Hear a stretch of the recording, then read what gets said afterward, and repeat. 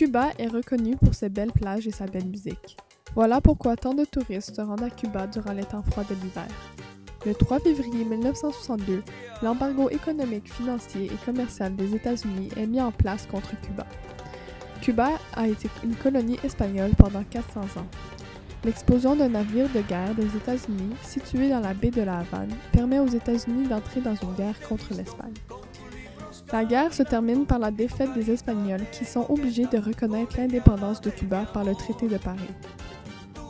Par contre, les États-Unis occupent l'île durant les 5 années suivantes. La relation entre Cuba et les États-Unis est tendue vu leurs différents gouvernements. Par contre, le rapprochement de Cuba et de l'Union soviétique durant la guerre froide déplaît au président John Kennedy. Le suivant met en place l'embargo total du commerce entre les États-Unis et Cuba. Aujourd'hui, le tourisme est leur principale source de revenus. Depuis la fin de l'embargo en 2015, il y eut 6% plus de touristes qu'ils croyaient et 13% de plus qu'en 2015. En 2016, il y eut 4 millions de touristes. Le revenu lié au tourisme est de 1 200 millions de dollars. Il prévoit construire 108 000 chambres de plus d'ici 2030.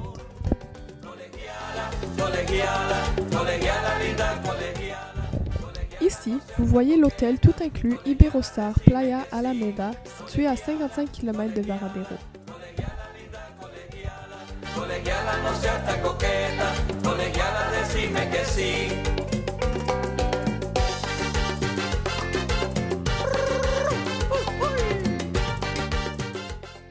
En 1986 fut l'ouverture des premiers hôtels Iberostar, Hôtels et Resorts à Majorque et aux Canaries.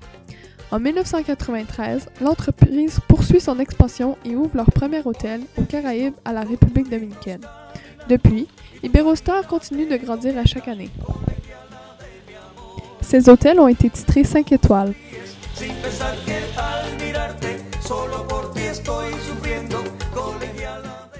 Par contre, une fois arrivés dans les villes de Cuba, par exemple La Havane, nous voyons beaucoup de personnes demandant de l'argent ou de l'eau. Les habitants qui travaillent dans l'hôtellerie reçoivent environ 27 $ US par mois et travaillent de 12 à 14 heures par jour.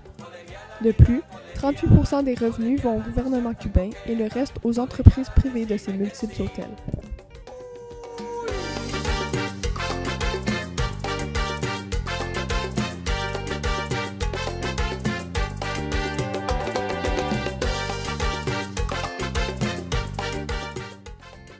Le tourisme apporte environ 2 milliards de dollars US, mais le salaire donné aux employés ne dépasse pas 32 millions de dollars US, à peine 1,6% des revenus.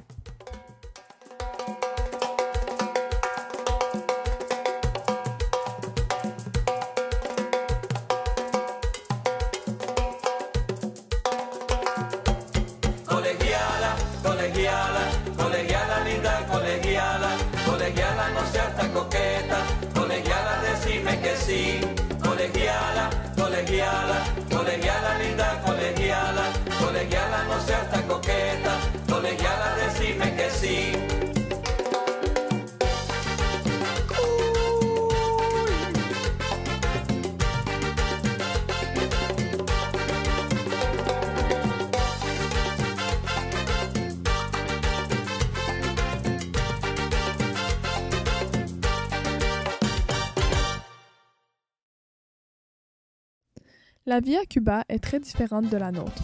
À Cuba, des centaines de jeunes vendeurs se promènent dans les rues et proposent des cigares, des journaux, des fleurs, etc.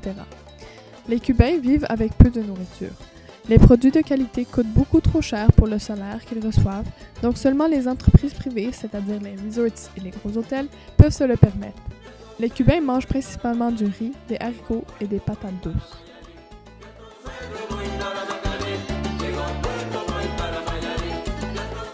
De plus, ici au Canada, notre source de Wi-Fi se retrouve presque partout où nous allons. Par contre, à Cuba, le Wi-Fi n'est disponible que dans certains hôtels et dans les parcs publics, et le Wi-Fi n'est pas gratuit comme dans nos McDonald's. Dans la rue, une carte de 1 heure coûte environ 3 cooks, qui veut dire peso compatible.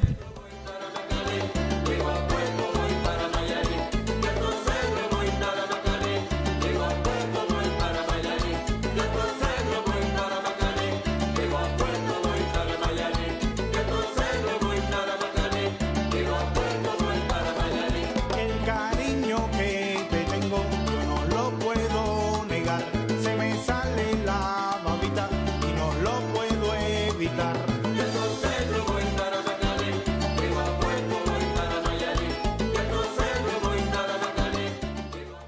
y a aussi les beaux côtés de ces villes, la musique, les vieilles voitures par exemple. Nous retrouvons les vieilles voitures puisque l'embargo a longtemps forcé le marché à survivre sans importation et sans exportation. Depuis la fin de l'embargo, nous pouvons retrouver des voitures de marques chinoises et européennes puisque les interdictions de l'importation et l'exportation ont été enlevées.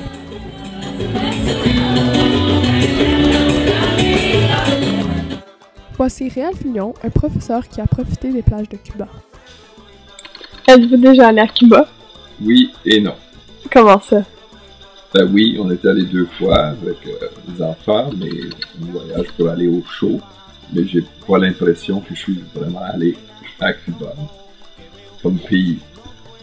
Je suis déjà allé à plusieurs autres pays et je peux dire que je suis allé en Italie ou en Belgique, au Royaume-Uni, mais pour Cuba, on est arrivé, on a pris un bus, on est allé à l'hôtel, on est resté à l'hôtel. Donc j'ai pas l'impression d'être allé à Cuba.